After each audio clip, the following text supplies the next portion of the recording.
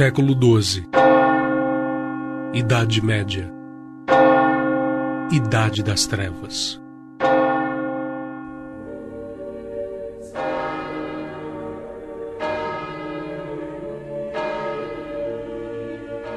A Igreja Papal se encontra em pleno domínio do seu poder estatal.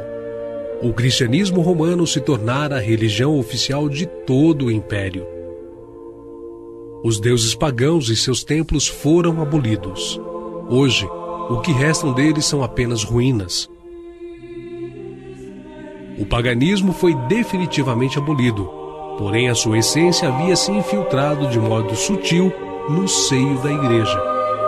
A veneração íntima aos santos substituíra o culto aos deuses pagãos. A Saturnália foi substituída pelas comemorações do Natal em 25 de dezembro, onde era celebrado o nascimento do deus Mitra, e o antigo Festival dos Mortos pelo Dia de Finados.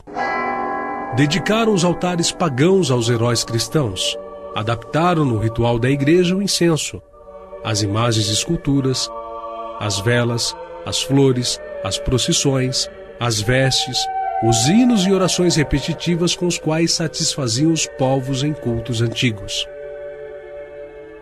A Igreja passou a instituir dogmas e preceitos enganosos, como o sinal da cruz, o batismo infantil e entre tantos outros, além do purgatório, onde se acredita que as almas dos mortos são atormentadas até serem purificadas de seus pecados terrenos.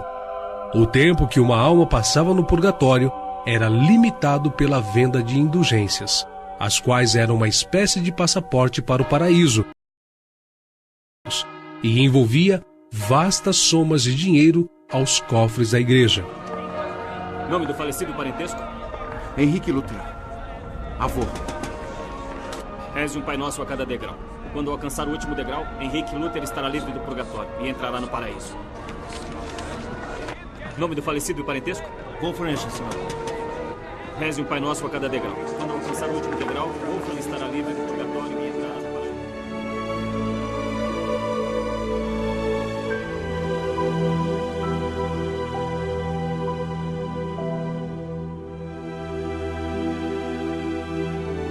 Os verdadeiros fiéis eram muito poucos.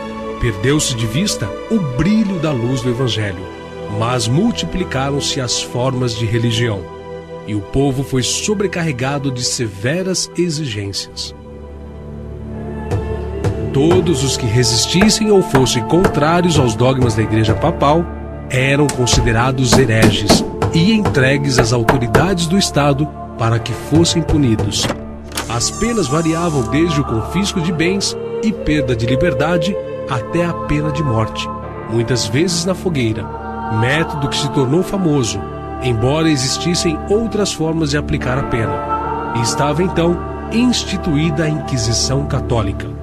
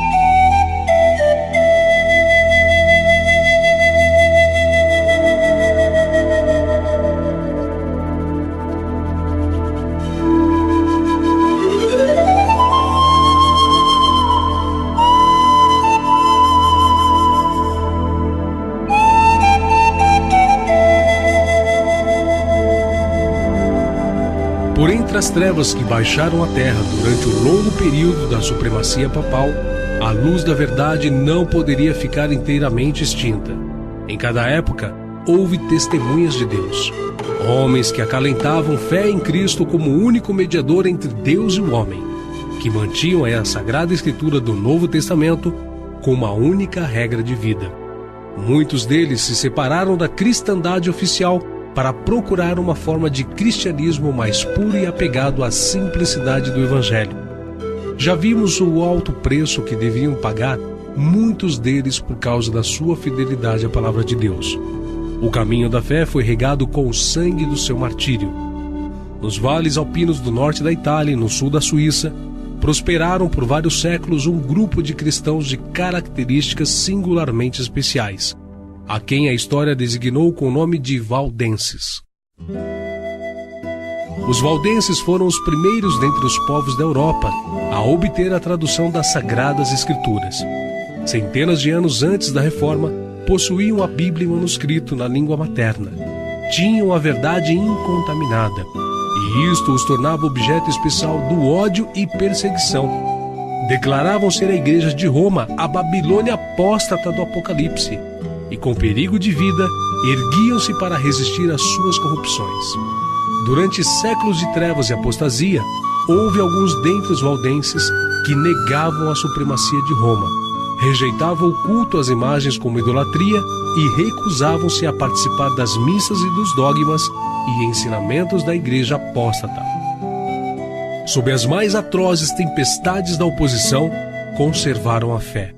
Perseguidos na França, onde também haviam chegado, ou queimados pela fogueira romana, mantiveram-se sem hesitação ao lado do Evangelho. Viviam refugiados em comunidades nas montanhas e nos vales alpinos, onde encontraram esconderijo. Ali, conservaram a luz da verdade entre as trevas da Idade Média. Ali, por muitos séculos, as testemunhas da verdade mantiveram a antiga fé apostólica. Os valdenses viviam com relativa simplicidade no modo de ser e de vestir, sempre laboriosos e estudiosos do Evangelho, havendo entre eles muitos homens e mulheres que sabiam de cor todo o Novo Testamento. Moravam em casas modestas e viviam do trabalho no campo, sempre em comunidades rurais. Além da Escritura, não sustentavam nenhum credo ou confissão de fé particular.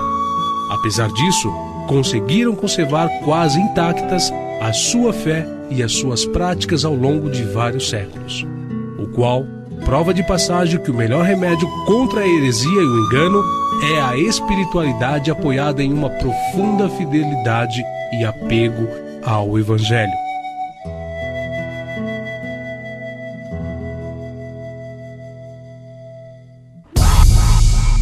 Porém, a paz no Vale dos Valdenses foi interrompida em 1380 pelo Papa Clemente VII. Este enviou um monge inquisidor para tratar com os hereges como eram considerados. Nos 13 anos seguintes, mais de 230 valdenses morreram queimados vivos. De 1400 em diante, a perseguição aumentou, obrigando muitos a fugirem para as montanhas, onde morreram de frio e fome, especialmente mulheres e crianças. Esta perseguição estendeu-se por mais de 100 anos.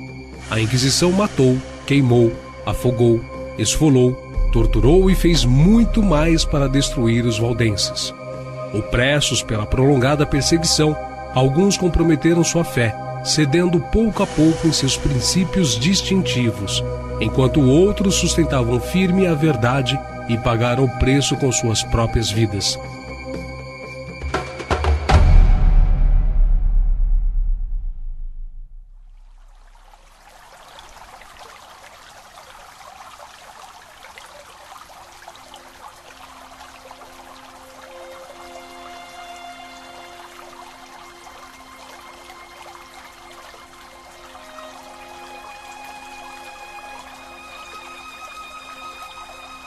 Para os verdadeiros cristãos, o batismo era uma coisa séria, e por isso só podia ser celebrado em adultos conscientes, como acontecia nos primórdios da Igreja Apostólica.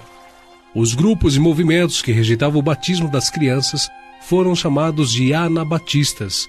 Os anabatistas tinham a mesma fé comum com os valdenses, seguiam os ensinamentos de Jesus Cristo e a doutrina dos apóstolos. Por este motivo, também foram vítimas de ódio e perseguição, e considerados hereges pela Igreja Romana. Foram condenados pelo Tribunal da Inquisição.